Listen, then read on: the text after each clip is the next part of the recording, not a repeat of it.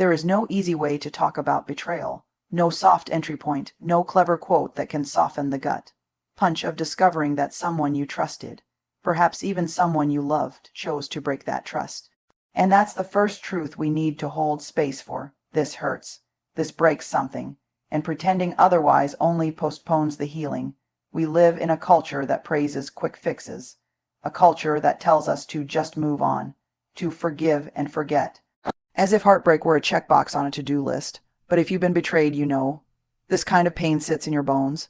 It rewrites the stories you've told yourself about safety, about love, about what's real. And before any healing can begin, you have to give yourself permission to feel it, to name it without judgment, without rushing, to say out loud, this happened, it hurt, and it matters. There's a particular silence that betrayal creates. A lonely echo where trust used to be. In that silence, shame often slips in and whispers lies. You should have seen it coming. You're not enough. You're too much. This is your fault. But shame is not the voice of truth. It's the voice of fear dressed as protection. And the only way to disarm it is to bring it into the light. Not necessarily to everyone, but to someone safe. Someone willing to sit in your story without trying to rewrite the ending. Healing isn't about revenge or reconciliation. It's not about erasing what happened. Healing is about reclaiming what's yours. Your values, your voice, your boundaries. And boundaries are not punishments. They're declarations of what you will and will not allow in your sacred space. They are the language of self-respect. Rebuilding trust is a slow, sacred process, especially the trust you hold with yourself. Betrayal can make you doubt your own intuition, question your own memory. But healing asks you to come home to yourself, to believe yourself again. That starts small, by honoring your yes and your no, by noticing when you shrink and when you rise, by choosing yourself even when it feels unfamiliar. And through all of this, please remember, you are not broken. You are not defined by what they did. You are becoming. Stronger, wiser, softer in the right places, sharper in others. Healing after betrayal isn't a return to who you were. It's the beginning of who you are becoming. And you don't have to get there all at once. You just have to take the next honest step. That step might be a boundary. It might be a tear. It might be saying no for the first time or yes, but it will be yours. And that's where healing begins. Not with perfection, but with the courage to begin again. We are so conditioned to bypass pain, to gloss over it with silver linings, to patch it up with productivity, to disguise it in humor, or drown it in distraction. But when betrayal really hits, it doesn't ask for any of that. It asks to be witnessed, not solved, not debated, not reasoned with. Witnessed, the truth is, we are biologically wired to respond to pain. But somewhere along the way, we learned that pain makes people uncomfortable, even ourselves. So instead of staying with it, we shrink from it, we minimize it, we say things like, it wasn't that bad, or other people have it worse, as if our suffering needs to be weighed to be worthy of attention.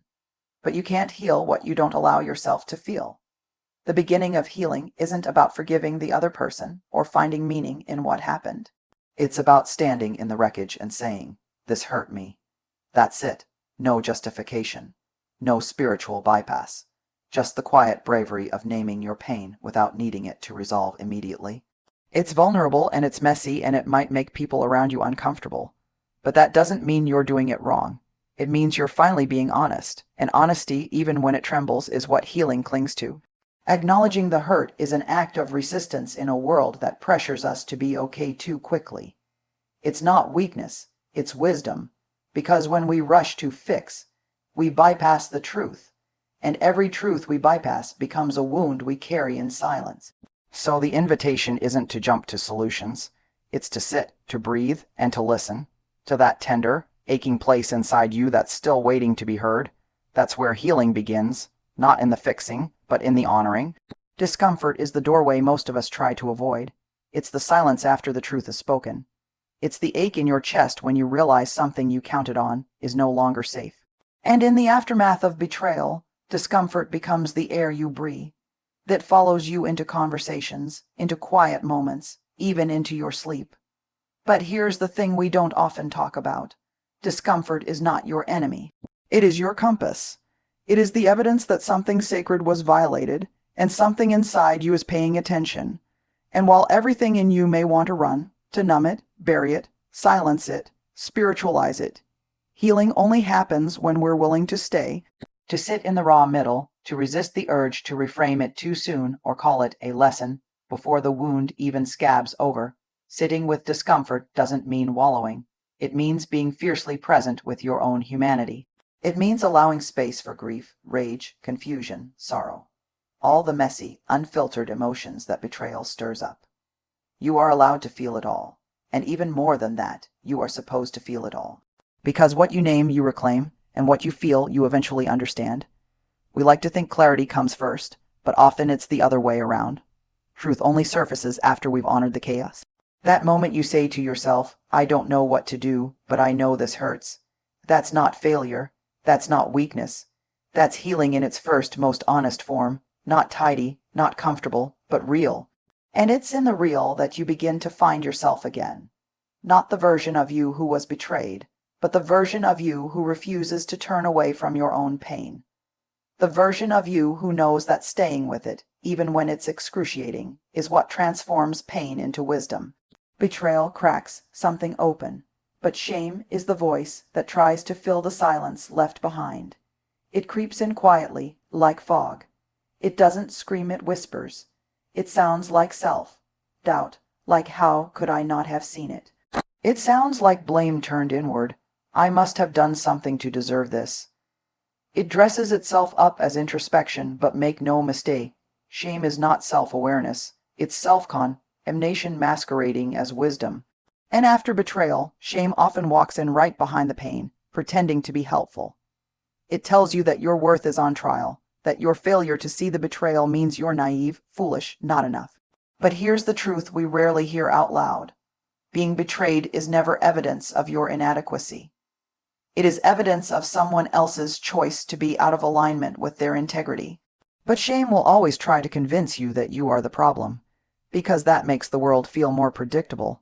If it was your fault, maybe you can control it next time, but that kind of thinking doesn't protect you. It just keeps you locked in a loop of self-doubt and fear.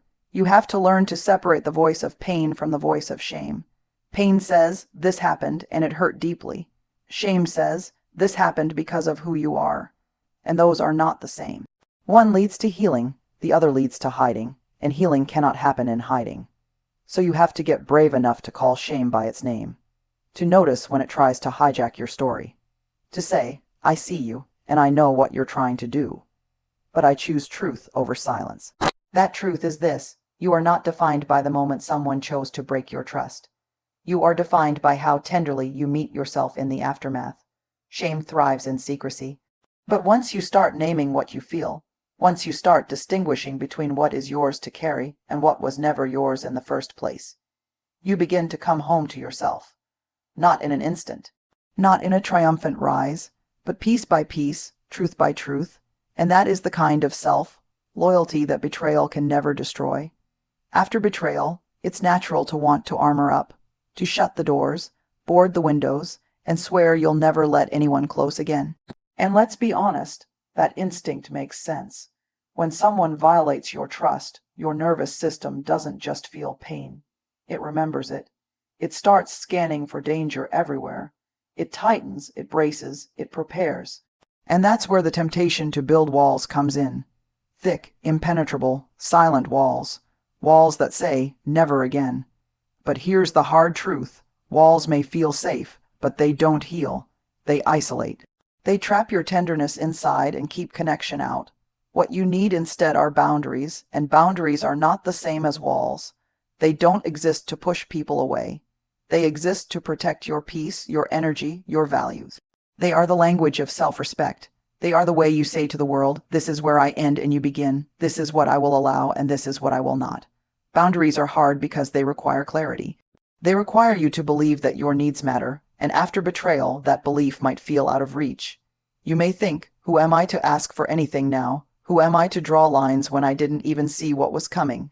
But the truth is, this is exactly when boundaries matter most, when you are relearning your worth, when you are deciding, moment by moment, to honor your healing over someone else's comfort.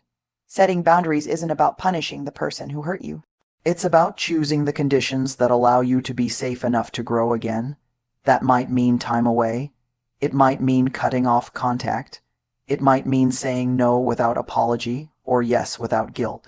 But whatever it looks like, your boundaries don't need to make sense to anyone else. They only need to feel like truth in your body. They are not about control. They are about care. Deep, fierce, tender self-care. And when the world tells you that having needs makes you difficult, let that be your reminder. Your healing isn't up for negotiation. Your boundaries are not walls to keep life out. They are bridges to bring you back to yourself. One of the deepest wounds betrayal leaves behind is the fracture in your relationship with yourself. Yes, someone broke your trust, but what lingers even longer is the question that follows: why didn't I see it? That's the quiet grief no one talks about. The mourning not just of what someone did, but of how much you doubt your own inner compass afterward. You question every instinct. You overanalyze the past. You start believing that your ability to discern, to choose, to know, can't be trusted, and that loss of self-trust can be even more paralyzing than the betrayal itself. But let's pause here, because this is where you need the most compassion, not from others, but from yourself. You are not broken because you trusted someone who hurt you. That was not your failure. That was their choice. Trusting is not a weakness. It's a reflection of your humanity, and rebuilding trust with yourself doesn't begin with bold declarations. It begins with small, deliberate acts of self-honor. It begins with listening when something feels off, even if you can't explain why. It begins with checking in instead of checking out, with asking yourself, what do I know right now? What do I feel in my body? What would honoring myself look like in this moment? Rebuilding self-trust is like strengthening a muscle that atrophied during the storm. You don't expect it to carry full weight on day one. You start with presence, with noticing, with choosing not to abandon yourself in the places where you used to numb. You stop outsourcing your worth to how other people respond, and you start measuring your growth by how gently you speak to yourself in the aftermath. It's not glamorous work, it's not the kind of healing that earns applause, but it's the work that changes everything. Because when you begin to trust yourself again, you become less afraid of being hurt. Not because it won't hurt again, but because you now know, no matter what happens, I will not leave myself. That kind of self-loyalty is the foundation for every other kind of trust that will come later.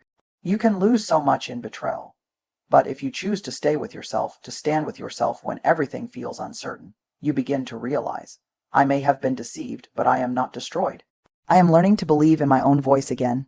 There's a moment after betrayal, maybe several, when you look in the mirror and barely recognize yourself. Not because something superficial has changed, but because the very shape of who you are feels altered. Softer in some places, hardened in others. You may feel like you've lost the version of yourself who loved freely, who believed in good intentions, who didn't flinch every time the phone lit up with a name that used to feel safe. And it's tempting in those quiet, aching moments to wonder if something inside you is permanently damaged. But let me say this with clarity that cuts through every lie shame tries to sell you. You are not broken. You are not beyond repair. You are not too much, too naive, too emotional, or too late. You are not what they did to you. What you are is becoming, and becoming is messy. Becoming is sacred. Becoming doesn't always look like healing. It often looks like falling apart, questioning everything, crying in grocery store parking lots, or second, guessing texts you didn't even send. But every time you choose to stay with yourself instead of abandoning who you are in order to be more palatable or less emotional or more in control, you are becoming something braver, something wiser. You are shedding the parts of you that were built in fear and performance, and slowly growing into someone who is rooted in truth. Becoming doesn't mean bouncing back. It means expanding. It means making space for grief and hope to live side by side. It means allowing the scar to form without rushing the closure. You're not the same as you were before the betrayal, and you're not supposed to be. Something sacred happens in the ruin. You discover your own strength not because you were unshaken, but because you learned how to rise even when the ground beneath you cracked. So no, you are not broken. You are in process, in transition, in rebirth. You are allowed to be unfinished, unsure, and still healing. That doesn't make your journey any less powerful. It makes it human.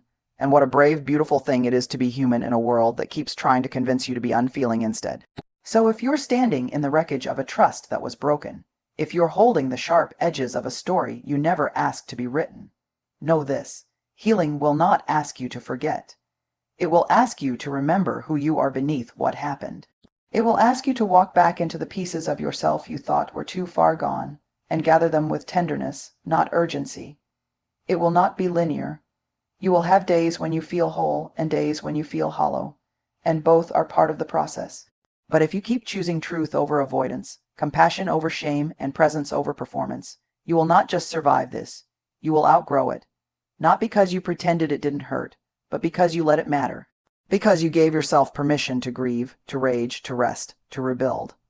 Because you stopped waiting for someone else to make it right and started learning how to make yourself whole again. That is not weakness. That is not bitterness. That is healing. And healing is not about erasing the pain. It's about reclaiming your power from it, one honest breath at a time, one brave boundary at a time.